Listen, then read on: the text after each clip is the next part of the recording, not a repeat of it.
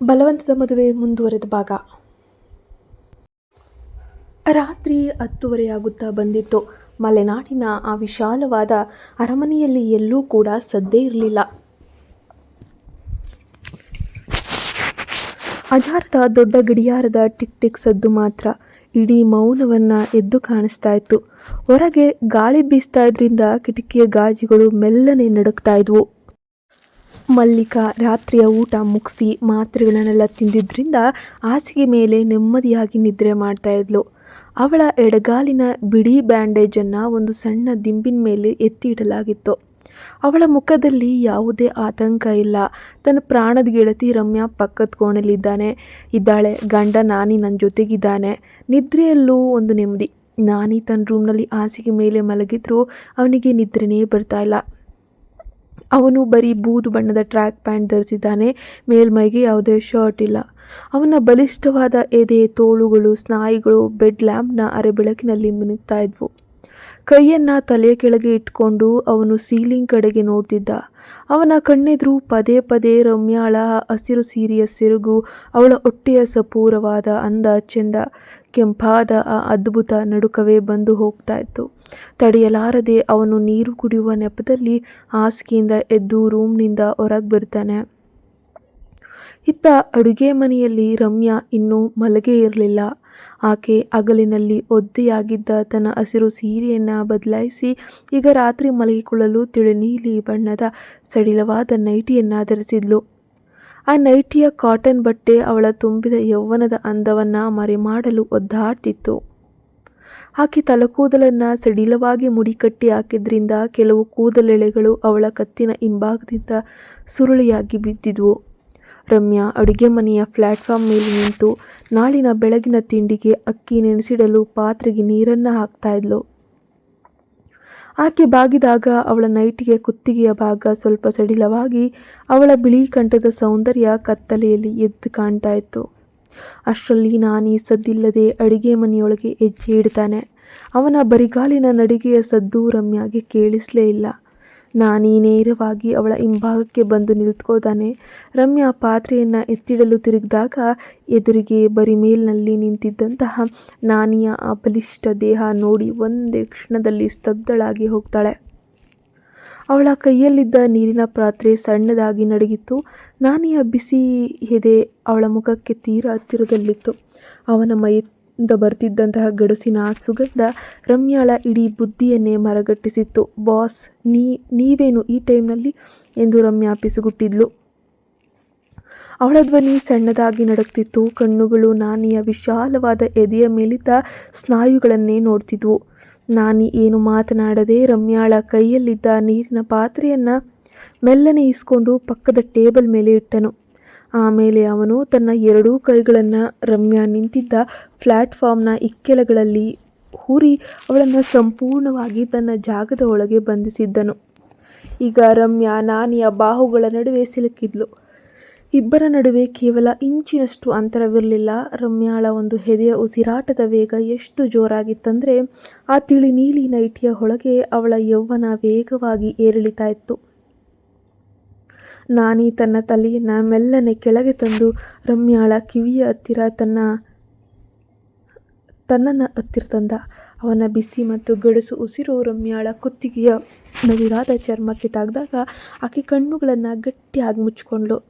ನನಗೆ ನಿದ್ರೆ ಬರ್ತಾ ಇಲ್ಲ ರಮ್ಯಾ, ನಿನ್ನ ನೆನಪು ನನ್ನನ್ನು ಮಲಗೋಕೆ ಬಿಡ್ತಾ ಇಲ್ಲ ಎಂದು ನಾನಿ ತನ್ನ ಗಡಸಾದ ಧ್ವನಿಯಲ್ಲಿ ಅತ್ಯಂತ ಪ್ರಚೋದಕವಾಗಿ ಪಿಸುಗುಡ್ತಾನೆ. ಆ ಮಾತನ್ನು ಕೇಳಿದ ತಕ್ಷಣ ರಮ್ಯಾಳ ಇಡೀ ದೇಹದಲ್ಲಿ ಒಂದು ವಿಚಿತ್ರವಾದ ರೋಮಾಂಚನದ ನಡುಕ ಅನ್ನೋದು ಶುರುವಾಗಿತ್ತು. ಆಕೆ ತಡೆಯಲಾರದೆ ತನ್ನ ಎರಡು ಮೃದುವಾದ ಹಸ್ತಗಳನ್ನು ನಾನಿಯ ಬರಿ ಎದೆಯ ಮೇಲೆ ಇಟ್ಟು ಅವಳನ್ನು ದೂರ ತಳ್ಳಲು ಪ್ರಯತ್ನಿಸಿದ್ಲು. ಆದರೆ ಅವಳ ಕೈಗಳ ಸ್ಪರ್ಶ ನಾನಿಯ ಎದೆಯ ಸ್ನಾಯುಗಳಿಗೆ ತಾಗ್ದಾಗ ಅವಳ ಬೆರಳುಗಳೇ ನಾನಿಯ ಚರ್ಮವನ್ನು ಗಟ್ಟಿಯಾಗಿ ಹಿಡಿದುಕೊಂಡ್ವು. ನಾನಿ ಮೆಲ್ಲನೆ ತನ್ನ ಒಂದು ಹಸ್ತವನ್ನು ರಮ್ಯಾಳ ಸಪೂರವಾದ ಅಂದ-ಚಂದದ ಮೇಲಿಟ್ಟು ಅವಳನ್ನು ತನ್ನ ಕಡೆಗೆ ಎಳೆದುಕೊಂಡ. ನೈಟಿಯ ತೆಳುವಾದ ಬಟ್ಟೆ ಮೂಲಕ ನಾನಿಯ ಬಿಸಿ ಕೈ ರಮ್ಯಾಳ ಹತ್ತಿರ ಹೋಗಿತ್ತು. ರಮ್ಯಾಳಿಂದ ಒಂದು ಸಣ್ಣದಾಗಿ ನಿಟ್ಟುಸಿರು ಹೊರಬಂತು. ಇಬ್ಬರ ಕಣ್ಣುಗಳು ಆ ಕತ್ತಲೆಯ ಅರಬೆಳಕಿನಲ್ಲಿ ಒಂದಾಗಿ ಕಳ್ಳ ಪ್ರಪಂಚದ ಅಮಲಿನಲ್ಲಿ ಮುಳುಗಿ ಹೋಗಿದ್ವು.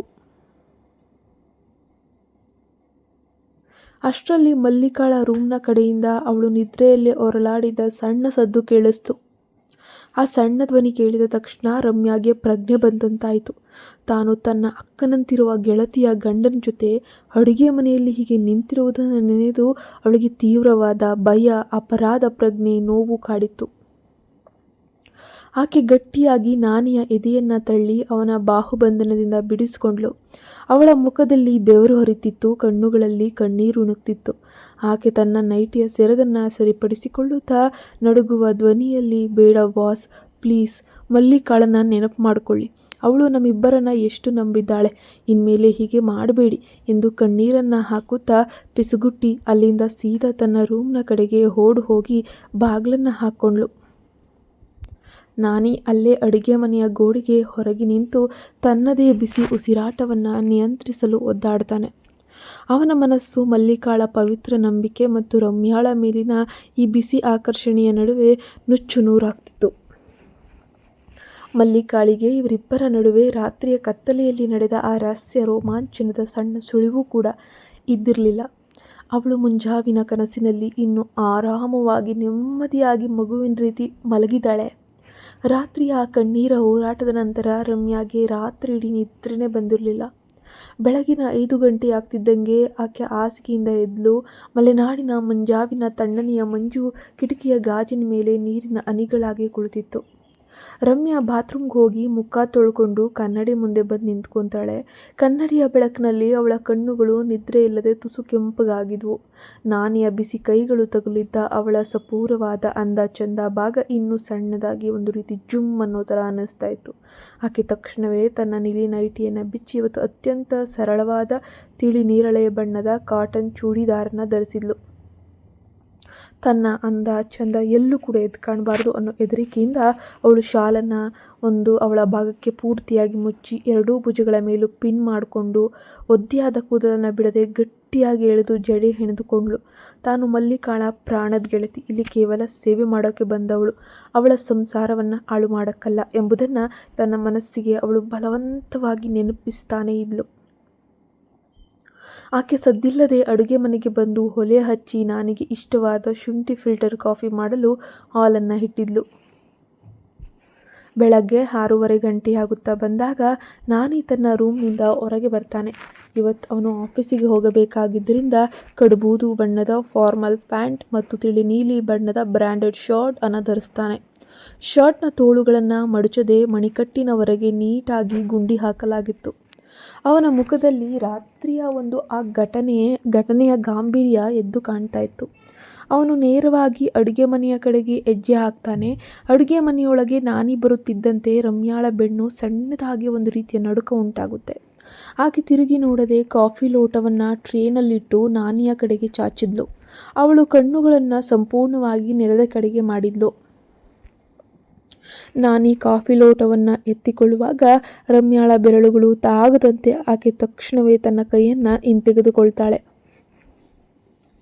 ಇದನ್ನೆಲ್ಲ ಸಾಮಾನ್ಯವಾಗಿ ಗಮನಿಸಿದ ನಾನಿ ಕಾಫಿ ಸಿಪ್ ಮಾಡುತ್ತಾ ಅವಳ ಮುಖವನ್ನೇ ಸೂಕ್ಷ್ಮವಾಗಿ ಗಮನಿಸ್ತಿದ್ದ. ರಮ್ಯಾ, ರಾತ್ರಿ ಸರಿಯಾಗಿ ನಿದ್ರೆ ಬರಲಿಲ್ವಾ? ಕಣ್ಣುಗಳು ಕೆಂಪಾಗಿದೆ ಎಂದು ನಾನಿ ಅತ್ಯಂತ ಮೆಲುಧ್ವನಿಯಲ್ಲಿ ತನ್ನ ಗಡುಸಾದ ಧ್ವನಿಯಲ್ಲಿ ಕೇಳ್ತಾನೆ. ರಮ್ಯಾ ತಲೆ ಎತ್ತದೆ ತನ್ನ ಚೂಡಿದಾರ್ನ ಶಾಲನ್ನು ಇನ್ನೂ ಗಟ್ಟಿಯಾಗಿ ಹಿಡಿದುಕೊಳ್ಳುತ್ತಾ, ಇಲ್ಲ ಬಾಸ್, ಮಲೆನಾಡಿನ ತಂಪು ಗಾಳಿಗೆ ಸ್ವಲ್ಪ ತಲೆನೋವು ಅಷ್ಟೆ. ನಾನು ಮಲ್ಲಿಕಾಗೆ ಬಿಸಿ ನೀರು ತಗೊಂಡು ಹೋಗಬೇಕು ಎನ್ನುತ್ತಾ ಅಲ್ಲಿಂದ ತಟ್ಟನೆ ಓಡಲು ಹೋಗ್ತಾಳೆ. ಆದರೆ ಆತುರದಲ್ಲಿರುವ ಅವಳ ಒಂದು ಚೂಡಿದಾರ್ನ ಶಾಲ್ನ ಅಂಚು ಕಿಚನ್ ಟೇಬಲ್ನ ಮೂಲಕ ಸಿಲುಕಿ ಎಳೆಯಲ್ಪಟ್ಟಿತ್ತು. ರಮ್ಯಾ ಬ್ಯಾಲೆನ್ಸ್ ತಪ್ಪಿ ಬೀಳೋ ಅಷ್ಟರಲ್ಲಿ ನಾನಿ ತನ್ನ ಬಲಿಷ್ಠವಾದ ಬಲಗೈಯನ್ನು ಚಾಚಿ ಅವಳ ಸಪೂರವಾದ ಸೊಂಟವನ್ನು ಗಟ್ಟಿಯಾಗಿಡಿದು ತನ್ನ ಎದೆಗೆ ಎಳ್ಕೊತಾನೆ. ಟ್ರೇನಲ್ಲಿದ್ದ ಸಣ್ಣ ಚಮಚ ನೆಲಕ್ಕೆ ಬಿದ್ದು ಟಣ್ ಅನ್ನೋ ಶಬ್ದ ಮಾಡ್ತು. ರಮ್ಯಾ ನಾನಿಯ ಎದೆ ಮೇಲೆ ಬಿದ್ದು ಕೈ ಇಟ್ಟು ಉಸಿರುಗಟ್ಟಿ ನಿಂತಳು. ನಾನಿಯ ಬಿಸಿ ಉಸಿರು ಅವಳ ಹಣೆ ಮತ್ತು ಕಣ್ಣುಗಳಿಗೆ ತಾಗ್ತಿತ್ತು. ಇಬ್ಬರ ಕಣ್ಣುಗಳು ಮತ್ತೊಮ್ಮೆ ಆ ಮುಂಜಾವಿನ ಬೆಳಕಿನಲ್ಲಿ ಒಂದಾದವು. ರಮ್ಯಾಳಿಗೆ ಶಾಕ್ ಆಗಿ ಶಾಲ್ನ ಒಳಗೂ ವೇಗವಾಗಿ ಏದುಸಿರು ಬಿಡ್ತಾ ಇದ್ಲು. ಇಬ್ಬರ ನಡುವೆ ಇದ್ದ ರಹಸ್ಯ ಕಾಂತಶಕ್ತಿ ಇಡೀ ವಾತಾವರಣವನ್ನು ಕರಗಿಸ್ತಿತ್ತು. ಅಷ್ಟರಲ್ಲಿ ಮಲ್ಲಿಕಾಳ ರೂಮ್ನಿಂದ ಅವಳ ವೀಲ್ ಚೇರ್ ಚಲಿಸುವ ಸಣ್ಣ ಶಬ್ದ ಕೇಳಿಸ್ತಾ ಬರ್ತಾ ಇದೆ.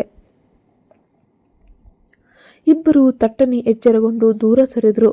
ರಮ್ಯಾ ಗಾಬರಿಯಿಂದ ನೆಲದ ಮೇಲಿದ್ದ ಚಮಚವನ್ನು ಕೈಗೆತ್ಕೊಂಡು ತನ್ನ ಶಾಲನ್ನು ಸರಿಪಡಿಸ್ಕೊಂಡ್ಲು. ಅಷ್ಟರಲ್ಲಿ ಮಲ್ಲಿಕಾ ತನ್ನ ವೀಲ್ ಚೇರನ್ನು ತಾನೇ ತಳ್ಳುತ್ತಾ ಅಡುಗೆ ಮನೆಯ ಬಾಗಿಲಿಗೆ ಬಂದೇ ಬಿಟ್ಟಿದ್ಲು. ಅವಳ ಎಡಗಾಲಿನ ಬ್ಯಾಂಡೇಜ್ ವೀಲ್ ಚೇರ್ನ ಮುಂಭಾಗದ ಸ್ಟ್ಯಾಂಡ್ ಮೇಲೆ ಚಾಚಿಕೊಳ್ತು. ಮಲ್ಲಿಕಾಳ ಮುಖದಲ್ಲಿ ಮುದ್ದಾದ ನಗು ಇತ್ತು. ಅವಳು ಇವರಿಬ್ಬರನ್ನ ನೋಡಿ ಅತ್ಯಂತ ಮುಗ್ಧತೆಯಿಂದ ಹೇಳಿದ್ಲು, ನೋಡಿ ಬಾಸ್, ರಮ್ಯಾ ಬೆಳಗ್ಗೆಯಿಂದ ನಿಮಗಾಗಿ ಎಷ್ಟು ಕಷ್ಟಪಟ್ಟು ಕಾಫಿ ತಿಂಡಿ ಮಾಡ್ತಾ ಇದ್ದಾಳೆ. ಅವಳ ಕೈ ನೋಡಿ ಪಾಪ, ಪಾತ್ರೆ ತೊಳೆದು ಬೆಳ್ಳಗಾಗಿ ಹೋಗಿದೆ. ರಮ್ಯಾ, ಇನ್ಮೇಲೆ ನೀನು ಇಷ್ಟೊಂದು ಕಷ್ಟಪಡ್ಬೇಡ ಕಣೆ. ಬಾಸ್ ಇವತ್ತು ಆಫೀಸ್ ಮುಗಿಸಿ ಬರುವಾಗ ರಮ್ಯಾಗೆ ಸಿಟಿಯ ದೊಡ್ಡ ಮಾಲ್ನಿಂದ ಒಂದಿಷ್ಟು ಒಳ್ಳೆಯ ಮೈಸೂರು ಸಿಲ್ಕ್ ಸೀರೆಗಳು ಮತ್ತು ಚೂಡಿದಾರ್ಗಳನ್ನು ತೊಗೊಂಡು ಬನ್ನಿ. ಅವಳಿಗೆ ಏನೇನು ಬೇಕು ಅದನ್ನೆಲ್ಲ ಕೊಡಿಸಿ. ನಮ್ಮ ಮನೆಗೆ ಬಂದಿರೋ ಮಹಾಲಕ್ಷ್ಮಿ ಅವಳು. ಯಾವಾಗ ನೋಡಿದ್ರು ಬರೀ ಹಳೆ ಬಟ್ಟೆಯಲ್ಲೇ ಇರೋದು ನನಗೆ ಇಷ್ಟ ಆಗಲ್ಲ ಅಂತ ಹೇಳಿದ್ಲು. ಆದರೆ ಮಲ್ಲಿಕಾಳ ಈ ಅಪಾರವಾದ ಪ್ರೀತಿ, ತನ್ನ ಗೆಳತಿಯ ಮೇಲಿರೋ ನಿಷ್ಕಲ್ಮಶ ನಂಬಿಕೆಯ ಮಾತುಗಳನ್ನು ಕೇಳಿದಾಗ ರಮ್ಯಾಳ ಎದೆಯಲ್ಲಿ ಸಣ್ಣದಾಗಿ ಚೂರಿಯಿಂದ ಇರಿದ ಹಾಗೆ ನೋವಾಯಿತು. ಇವತ್ತು ತಾನು ಬೆಳಗ್ಗೆ ಮತ್ತು ರಾತ್ರಿ ಯಾರ ಬಾಹುಗಳಲ್ಲಿ ಕರಗಿ ನೀರಾಗಿ ಹೋಗ್ತಿದ್ನೋ ಅದೇ ಗಂಡನ ಕೈಯಿಂದ ಸೀರೆ ಕೊಡಿಸಲು ಮಲ್ಲಿಕಾ ಯೋಚಿಸ್ತಾ ಇದ್ದಾಳೆ. ರಮ್ಯಾಗೆ ಕಣ್ಣೀರು ತಡೆಯಲಾಗದೆ ಆಕೆ ತಕ್ಷಣ ಮುಖ ತಿರುಗಿಸ್ಕೊಂಡ್ಲು. ನಾನಿ ಮಲ್ಲಿಕಾಳ ಮಾತಿಗೆ ಒಂದು ಕ್ಷಣ ಮೌನವಾದ್ನು. ಅವನು ರಮ್ಯಾಳ ಆ ನಡುಗುತ್ತಿರುವ ಬೆನ್ನನ್ನೇ ನೋಡುತ್ತಾ, ಖಂಡಿತ ಮಲ್ಲಿಕಾ, ಅವಳಿಗೆ ಇಷ್ಟವಾಗುವ ಅತ್ಯಂತ ಸುಂದರವಾದ ಉಡುಪನ್ನೇ ನಾನು ಇವತ್ತು ಸಂಜೆ ತಂದುಕೊಡ್ತೀನಿ ಅಂತ ಹೇಳ್ತಾನೆ. ಅವನ ಧ್ವನಿಯಲ್ಲಿದ್ದ ಆ ರಹಸ್ಯ ಹಾಳ ಮಲ್ಲಿಕಾಳಿಗೆ ಅರ್ಥವೇ ಆಗಲಿಲ್ಲ. ಅವಳು ತಾನು ಗೆಳತಿಯ ಒಳ್ಳೆಯ ಸರ್ಪ್ರೈಸ್ ಕೊಟ್ಟೆ ಎಂಬ ಖುಷಿಯಲ್ಲಿ ಇದ್ಲು.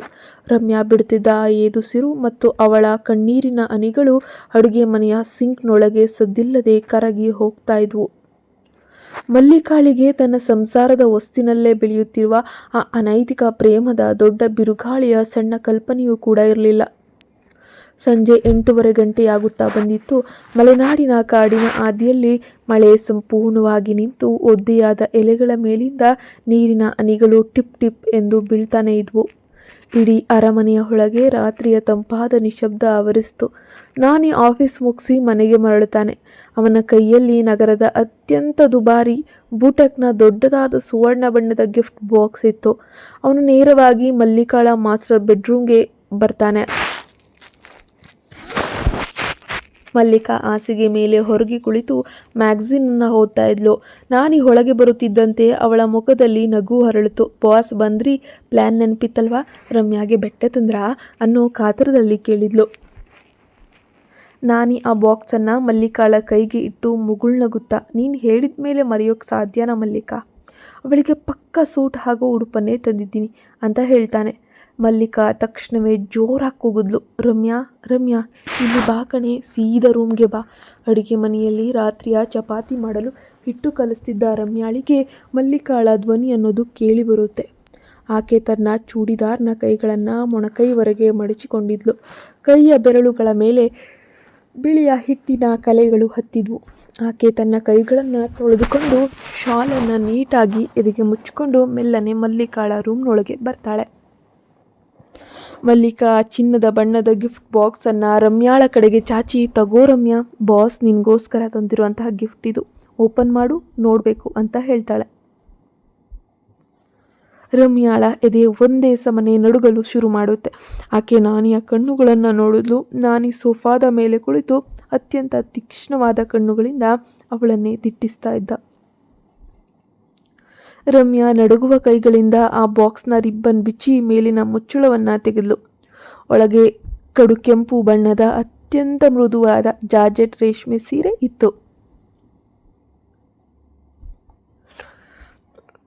ಆ ಸೀರೆಯ ಬಾರ್ಡರ್ನಲ್ಲಿ ಸಣ್ಣ ಸಣ್ಣ ಚಿನ್ನದ ಮಣಿಗಳನ್ನು ನಾಜೂಕಾಗಿ ಪೋಣಿಸಲಾಗಿತ್ತು. ಅದರ ಜೊತೆಗೆ ಕುತ್ತಿಗೆ ಭಾಗ ಮತ್ತು ಆಳವಾಗಿರುವ ಕಸೂತಿ ಮಾಡಿದ ಬ್ಲೌಸ್ ಇತ್ತು. ಆ ಸೀರೆ ಕೆಂಪು ಬಣ್ಣ ರಮ್ಯಾಳ ಯೌವನದ ಬಿಸಿಯನ್ನು ಎದ್ದು ಕಾಣಿಸುವಂತೆ ಅತ್ಯದ್ಭುತವಾಗಿ ಇತ್ತು. ಮಲ್ಲಿಕಾ ಸೀರೆಯನ್ನು ನೋಡಿ ವಾವ್, ಸೂಪರ್ ಅಂದ್ಲು. ಬಾಸ್, ನಿಮ್ಮ ಸೆಲೆಕ್ಷನ್ ಅಂತೂ ಸೂಪರ್. ರಮ್ಯಾ, ಇವತ್ತೇ ಅಮಾವಾಸ್ಯೆ ರಾತ್ರಿ ಈ ಕೆಂಪು ಸೀರೆ ನಿನ್ನ ಹಾಲಿನಂಥ ಬಣ್ಣಕ್ಕೆ ಸಖತ್ತಾಗಿ ಒಪ್ಪುತ್ತೆ ಕಣೆ. ಈಗಲೇ ಹೋಗಿ ಈ ಸೀರೆಯನ್ನು ಉಟ್ಕೊಂಡು ಬಾ, ನಾನು ನೋಡಲೇಬೇಕು ನಿನ್ನನ್ನು ಅಂತ ಹೇಳಿಬಿಟ್ಟು ಆಟವನ್ನು ಹಿಡಿತಾಳೆ. ಆದರೆ ರಮ್ಯಾಗೆ ಮಾತ್ರ ಬೇಡ ಅನ್ನೋಕ್ಕಾಗಲೇ ಇಲ್ಲ. ಆಕೆ ಆ ಸೀರೆಯನ್ನು ಎದೆಗೆ ಹತ್ತಿರ ಇಟ್ಕೊಂಡು ಸೀದಾ ಹಾಲ್ನ ಕೊನೆಯಲ್ಲಿದ್ದ ತನ್ನ ಕತ್ತಲೆಯ ಕೋಣಗೆ ನಡೆದ್ಲು. ರೂಮ್ನೊಳಗೆ ಬಂದ ರಮ್ಯಾ ಲೈಟ್ ಆನ್ ಮಾಡಲಿಲ್ಲ. ಕೇವಲ ಬೆಂಟ್ ಲ್ಯಾಂಪ್ನ ಸಣ್ಣ ಹಳದಿ ಬೆಳಕಿನಲ್ಲಿ ಆಕೆ ತನ್ನ ಚೂಡಿದಾರನನ್ನು ಬದಲಾಯಿಸಿ ಆ ಕಡು ಕೆಂಪು ಸೀರೆಯನ್ನು ಉಡಲು ಶುರು ಮಾಡ್ತಾಳೆ. ಜಾರ್ಜೆಟ್ ಬಟ್ಟೆ ಆದ್ದರಿಂದ ಆ ಸೀರೆ ಅವಳಿಗೆ ತುಂಬ ಚೆನ್ನಾಗಿ, ಅತ್ಯಂತ ಬಿಗಿಯಾಗಿ ಆ ಒಂದು ಹಪ್ಪಿಕೊಂಡಂತೆ ಕೂತಿತ್ತು. ಆಳವಾದ ಬ್ಲೌಸ್ ಅವಳ ಬೆನ್ನಿನ ಕತ್ತಿನ ಸೌಂದರ್ಯವನ್ನು ಸಂಪೂರ್ಣವಾಗಿ ಅನಾವರಗೊಳಿಸ್ತಿತ್ತು. ರಮ್ಯಾ ಕನ್ನಡಿಯ ಮುಂದೆ ನಿಂತು ತನ್ನನ್ನೇ ನೋಡಿ ಉಸಿರುಗಟ್ಟಿದ್ಲು. ಅಷ್ಟರಲ್ಲಿ ಅವಳ ರೂಮ್ನ ಬಾಗಿಲು ಮೆಲ್ಲನೆ ತೆರೆದು ಒಳಗಿನಿಂದ ಲಾಕ್ ಆದ ಸದ್ದು ಕೇಳಿಸ್ತು. ರಮ್ಯಾ ಗಾಬರಿಯಿಂದ ಹಿಂದೆ ತಿರುಗಿದಾಗ ಅಲ್ಲಿ ಕತ್ತಲೆಯ ಮರೆಯಲ್ಲಿ ನಾನಿ ನಿಂತಿದ್ದ. ಅವನು ತನ್ನ ಆಫೀಸ್ ಶಾರ್ಟ್ನ ಮೇಲಿನ 3 ಗುಂಡಿಗಳನ್ನು ಬಿಚ್ಚಿದ್ದ. ಅವನ ಕಣ್ಣುಗಳಲ್ಲಿ ಒಂದು ಹಮಲು ಸಂಪೂರ್ಣವಾಗಿ ಆವರಿಸಿತು.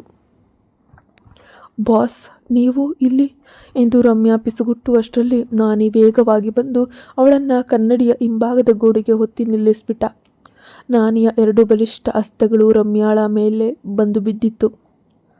ಆ ಜಾರ್ಜರ್ ಸೀರೆಯ ತೆಳುವಾದ ಪದರದ ಮೂಲಕ ನಾನಿಯ ಕೈ ಬಿಸಿ ರಮ್ಯಾ ಮೈಗೆ ತಾಗಿದ ತಕ್ಷಣ ಅವಳ ಇಡೀ ಮನಸ್ಸು ಜುಮ್ ಅಂತ ನಡಗಿತ್ತು. ಆ ಕ್ಷಣದಲ್ಲಿ ಏನಾಗ್ತಿದೆ ಅನ್ನೋ ಅರಿವು ಬಹುಶಃ ನಾನಿಗೆ ಇರಲಿಲ್ಲ ಅಂತ ಅನಿಸುತ್ತೆ. ನಾನೇ ತನ್ನ ಮುಖವನ್ನು ರಮ್ಯಾಳ ಹತ್ತಿರ ತಗೊಂಡು ಹೋದ. ಅವಳ ಬಿಸಿ ಚರ್ಮದ ಮೇಲೆ ಅತ್ಯಂತ ತೀವ್ರವಾಗಿ ಹೊತ್ತಿದ್ದ. ರಮ್ಯಾಳ ಕಣ್ಣುಗಳಿಂದ ಆ ಕ್ಷಣ ಆ ನೋವಿನದೋ ಅಥವಾ ಖುಷಿಯಲ್ಲೋ ಕಣ್ಣೀರು ಜಾರಿತು. ಆದರೂ ಅವಳಿಗೆ ನಾನಿಯ ಆ ರಾಕ್ಷಸ ಆಕರ್ಷಣೆಯಿಂದ ದೂರ ಹೋಗಬೇಕು ಅಂತ ಅವಳ ಮನಸ್ಸು ಸಾರಿ ಸಾರಿ ಹೇಳ್ತಾ ಇದೆ, ಆದರೆ ಆಗ್ತಾ ಇಲ್ಲ. ಅವಳ ಕೈಗಳು ನಾನಿಯ ಶರ್ಟನ್ನು ಗಟ್ಟಿಯಾಗಿ ಹಿಡಿದುಕೊಂಡವು. ಇಬ್ಬರ ಉಸಿರಾಟದ ವೇಗ ಇಡೀ ರೂಮ್ನ ಮೌನವನ್ನು ಸೀಳ್ತಿತ್ತು. ನಾನಿ ನಿಧಾನವಾಗಿ ಅವಳ ಹತ್ತಿರ ಬಂದ. ಇಬ್ಬರ ನಡುವೆ ಅನೈತಿಕ ಸಂಬಂಧದ ಅಂತಿಮ ಮಿತಿ ಮೀರುವ ಕ್ಷಣ ಹತ್ತಿರವಾಗ್ತಿತ್ತು. ಅದೇ ಸಮಯದಲ್ಲಿ ಮಲ್ಲಿಕಾಳ ರೂಮ್ನಿಂದ ವೀಲ್ ಚೇರ್ ಚಲಿಸುವ ಸದ್ದು. ಅವಳ ಧ್ವನಿ ಕೇಳಿಸ್ತು. ರಮ್ಯಾ, ಎಷ್ಟು ಹೊತ್ತೇ, ಇನ್ನೂ ಸೀರೆ ಉಡೋದು ಆಗಿಲ್ವಾ? ನಾನೇನ ರೂಮ್ ಕಡೆಗೆ ಬರ್ತಾ ಇದ್ದೀನಿ ಇರು. ಮಲ್ಲಿಕಾಳ ಧ್ವನಿ ಕೇಳಿದ ತಕ್ಷಣ ರಮ್ಯಾಳ ಎದೆಯಲ್ಲಿ ಸಿಡಿಲು ಬಡ್ದಂಗಾಗೋಯ್ತು. ಆಕೆ ಜಗತ್ತಿನ ಅತ್ಯಂತ ದೊಡ್ಡ ಭಯದಿಂದ ನಾನಿಯ ಎದೆಯನ್ನು ಜೋರಾಗಿ ತಳ್ಳಿ ದೂರ ಸರಿಸಿದ್ಲು. ಅವಳ ಸೀರೆಯ ಸೆರಗು ಜಾರಿ ನೆಲದ ಮೇಲೆ ಬಿದ್ದಿತ್ತು. ಮುಖದ ಮೇಲೆ ಬೆವರು ಮತ್ತು ಕಣ್ಣೀರು ಒಂದಾಗಿತ್ತು. ಆಕೆ ನಡುಗುವ ಕೈಗಳಿಂದ ತನ್ನ ಸೀರೆಯ ಸೆರಗನ್ನು ಎತ್ತಿ ತನಗೆ ಮುಚ್ಚಿಕೊಳ್ಳುತ್ತಾ ಕಣ್ಣೀರು ಹಾಕುತ್ತಾ ಬಾಗಿಲಿನ ಕಡೆ ನೋಡಿದ್ಲು. ನಾನಿ ತಕ್ಷಣವೇ ರೂಮ್ನ ಹಿಂಭಾಗದ ಕಿಟಕಿಯ ಪರದೆಯ ಮರೆಯಲ್ಲಿ ಸದ್ದಿಲ್ಲದೆ ಅಡಗಿಕೊಂಡ. ಮಲ್ಲಿಕಾಳಿಗೆ ಇವರಿಬ್ಬರ ನಡುವೆ ಕತ್ತಲೆಯಲ್ಲಿ ನಡೆದಿರೋ ಈ ರೋಮಾಂಚನಕಾರಿ ಘಟನೆಯ ಈ ತಪ್ಪು ಹೆಜ್ಜೆಯ ಸಣ್ಣ ಸುಳಿವು ಕೂಡ ಇರಲಿಲ್ಲ. ಅವಳ ವೀಲ್ ಚೇರ್ ತಳ್ಳುತ್ತಾ ರಮ್ಯಾಳ ರೂಮ್ನ ಬಾಗಿಲಿನ ಹತ್ತಿರ ಬರ್ತಾ ಇದ್ದಾಳೆ. ಇವರಿಬ್ಬರಿಗೂ ಏನಾದರೂ ದೆವ್ವ ಬಿಡಿಸ್ತಾಳಾ ಅಥವಾ ಮುಂದೆ ಏನಾಗ್ಬೋದು? ಇವರಿಬ್ಬರು ಸಿಕ್ಕಾಕೊಳ್ತಾರಾ ಇಲ್ವಾ? ನೋಡೋಣ ಮುಂದಿನ ಭಾಗದಲ್ಲಿ. ಇದು ಕೇವಲ ಮನರಂಜನೆಗೋಸ್ಕರ ಈ ಕಥೆಯನ್ನು ನೋಡಿ ದಯವಿಟ್ಟು ಹಾಗೆ ನಿಮ್ಮ ಅಭಿಪ್ರಾಯವನ್ನು ಕಮೆಂಟಲ್ಲಿ ತಿಳಿಸೋದನ್ನು ಮರಿಬೇಡಿ. ಪ್ಲೀಸ್ ನಮ್ಮ ಚಾನಲ್ಗೆ ಸಬ್ಸ್ಕ್ರೈಬ್ ಆಗಿ ಸಪೋರ್ಟ್ ಮಾಡಿ. ಹಾಗೆ ಈ ಕಥೆ ಹೇಗೆ ಮುಂದುವರಿಬೇಕು ಅಂತಲೂ ಹೇಳಿ.